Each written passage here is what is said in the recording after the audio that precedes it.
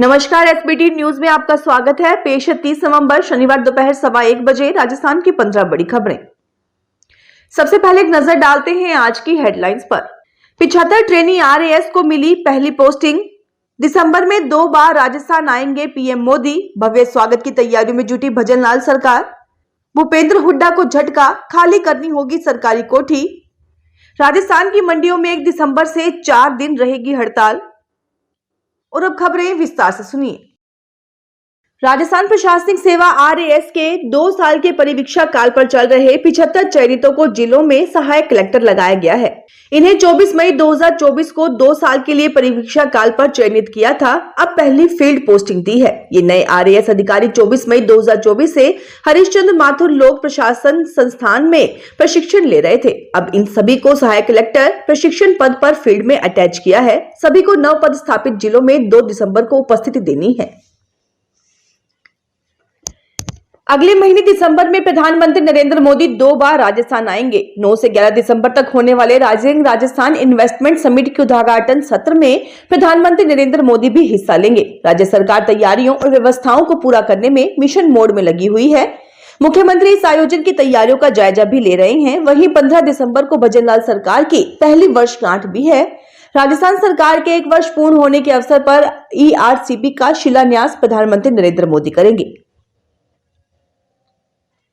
प्रधानमंत्री नरेंद्र मोदी के 3 दिसंबर को पीईसी पंजाब इंजीनियरिंग कॉलेज में होने वाले कार्यक्रम की तैयारियां तेज हो गई हैं। शुक्रवार देर रात प्रशासन और पुलिस के वरिष्ठ अधिकारियों ने पीईसी पहुंचकर कार्यक्रम स्थल का निरीक्षण किया। इसके साथ ही चंडीगढ़ प्रशासक ने सचिवालय में विभिन्न विभागों के अधिकारियों के साथ बैठक कर तैयारियों की समीक्षा की। प्रधानमंत्री का ये दौरा 1 जुलाई से देश भर में लागू हुए 3 नए कानूनों की समीक्षा को लेकर आयोजित किया जा रहा है। पीईसी में होने वाले इस कार्यक्रम में कई राज्यों के वरिष्ठ पुलिस अधिकारियों के साथ करीब 15,000 लोग शामिल होंगे। हरियाणा की भाजपा सरकार ने पूर्व सीएम भूपेंद्र सिंह हुड्डा को बड़ा झटका दिया है। सरकार ने उन्हें चंडीगढ़ में मिली कोठी नंबर 70 खाली करने के लिए कहा है। हुड्डा ने इसके लिए 15 दिन का टाइम मांगा है। बताया जा रहा है कि ये कोठी कैबिनेट मंत्री विपुल गोयल को पसंद आ गई है। उन्होंने कोठी पर दावा ठोकते हुए इसके लिए आवेदन भी कर दिया है। क्योंकि कांग्रेस में खींचतान की वजह से नेता विपक्ष का चुनाव नहीं हो पाया, इसलिए कोठी को भी लेकर उनका दावा कमजोर पड़ गया। अगर वे नेता विपक्ष होते तो कैबिनेट रैंक का दर्जा होने की वजह से उन्हें कोठी खाली नहीं करनी पड़ती। कृषक कल्याण फीस को पूरी तरह समाप्त करने की मांग को लेकर राजस्थान खाद्य पदार्थ संघ ने सरकार के रवैये की आलोचना करते हुए 1 से 4 दिसंबर तक राजस्थान के सभी 247 अनाज मंडियों और एग्रो बेस इंडस्ट्रीज में हड़ताल का आह्वान किया है। संघ की ओर से 4 दिसंबर को बैठक में आगे की रणनीति तय की जाएगी। जम्मू कश्मीर और लद्दाख में बर्फबारी के कारण देश के उत्तरी राज्यों में ठंड का असर बरकरार है। उत्तर प्रदेश, हिमाचल प्रदेश, बिहार, पंजाब और हरियाणा में घने कोहरे का भी अलर्ट जारी किया गया है। हिमाचल प्रदेश के 5 जिले किन्नौर, कुल्लू, लाहौल स्पीति, कांगड़ा और चंबा में 3 दिन तक बर्फबारी का अलर्ट है। उधर कश्मीर में ठंड लगातार बढ़ती जा रही है। पहलगाम में रात का तापमान -3.4 डिग्री तक पहुंच गया है। उत्तरी राज्यों में बर्फबारी के कारण ठंडी हवाओं से मध्य प्रदेश में भी तापमान गिर रहा है। मानसून सीजन में पोंग डैम में पानी की कमी का असर जून 2025 तक राजस्थान पर रहेगा। अब डैम का जलस्तर 1340.35 फीट तक पहुंच गया है। 1300 फीट तक ही डैम खाली कर सकते हैं।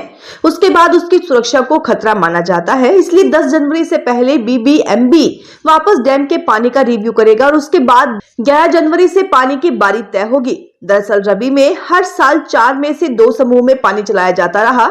इस साल पोंग डैम मानसून सीजन में 1400 फीट की जगह 1370 फीट तक भी नहीं भरा। इसलिए अभी तक किसानों को 3 बारियों में ही पानी दिया जा रहा है। उदयपुर शहर के सूरजपोल थाना क्षेत्र में बीती रात को एक साइकिल की दुकान में आग लग गई। प्राप्त जानकारी के अनुसार जेके साइकिल की दुकान में आग को देखकर वहां से गुजर रहे लोग रुक गए और भीड़ जुट गई। बाद में फायर ब्रिगेड बुलाने के लिए फायर स्टेशन पर सूचना दी गई। दमकल कर्मियों ने आग पर काबू पाया। जयपुर में जिला कलेक्टर डॉक्टर जितेंद्र कुमार सोनी के निर्देश पर प्रादेशिक परिवहन अधिकारी प्रथम की टीम ने शुक्रवार को ऑपरेशन कवच 4 के तहत बड़ी कार्रवाई की। इस अभियान में 125 वाहनों का चालान किया गया, जिससे 15 लाख रुपए से अधिक का राजस्व प्राप्त हुआ। इसके अलावा 35 से अधिक वाहनों को भी जब्त किया गया। बीकानेर में पुलिस ने 102 साल की वृद्ध महिला के गले से सोने की चेन लूटने के मामले में 2 जनों को गिरफ्तार कर लिया है। पिछले दिनों गंगा शहर क्षेत्र में 102 साल की जशोदा देवी भंसाली के गले से 2 अज्ञात बाइक सवारों ने चेन तोड़ ली थी। ये दोनों बाइक पर जाते हुए एक सीसीटीवी कैमरे में कैद हो गए थे। इसी आधार पर पुलिस ने इनकी खोजबीन शुरू कर दी। राजस्थान लोक सेवा आयोग की ओर से सहायक अभियोजन अधिकारी भर्ती 2024 के अंतर्गत वांछित शैक्षणिक योग्यता न होने पर भी ऑनलाइन आवेदन करने वाले कैंडिडेट्स को आवेदन विड्रॉ करने का अवसर दिया गया है। आयोग सचिव रामनिवास मेहता के अनुसार आयोग की ओर से गृह अभियोजन विभाग के लिए सहायक अभियोजन अधिकारी के कुल 181 पदों पर भर्ती के लिए 7 मार्च 2024 को राजस्थान अभियोजन अधीनस्थ सेवा नियम 1978 के अंतर्गत विज्ञापन जारी किया गया था। इस सेवा नियम में शैक्षणिक योग्यता के अंतिम वर्ष में प्रवेशरत होने वाले या हो चुके अभ्यर्थियों के लिए परीक्षा की तिथि तक शैक्षणिक योग्यता अर्जित कर लेने संबंधी प्रावधान नहीं है। इस भर्ती के तहत आवेदन की अंतिम तिथि तक शैक्षणिक योग्यता अर्जित करने वाले अभ्यर्थियों को ही पात्र माना जाएगा। अतः जो अभ्यर्थी आवेदन की अंतिम तिथि तक शैक्षणिक अर्हता नहीं रखते हैं, वे अपना ऑनलाइन आवेदन पत्र 30 नवंबर 2024 से दिनांक 9 दिसंबर 2024 को रात्रि 12 बजे तक विड्रॉ करें। राजस्थान कर्मचारी चयन बोर्ड ने जीएनएम और कंप्यूटर ऑपरेटर संगणक भर्ती परीक्षा का फाइनल रिजल्ट जारी कर दिया है। बोर्ड ने सफल अभ्यर्थियों के साथ ही भर्ती परीक्षा में शामिल हुए अभ्यर्थियों की मेरिट लिस्ट भी जारी की है, जिसे भर्ती परीक्षा में शामिल अभ्यर्थी कर्मचारी चयन बोर्ड की ऑफिशियल वेबसाइट पर देख सकते हैं। राजस्थान में सहकारी सोसाइटियों के गठन, कारोबार, वित्तीय अनियमितताओं और फर्जीवाड़ों के मामले में सहकारिता विभाग सख्त हो गए हैं। धारा 55 और 57 के तहत जांच में देरी के बाद अफसरों को नोटिस थमाए गए हैं। जांच परिणाम जारी नहीं करने पर अधिकारी पर भी शिकंजा कसा जाएगा। राजस्थान के सहकारी सोसाइटियों में फर्जीवाड़े की जांच में देरी के बाद अब अफसरों पर शिकंजा कसा जाएगा।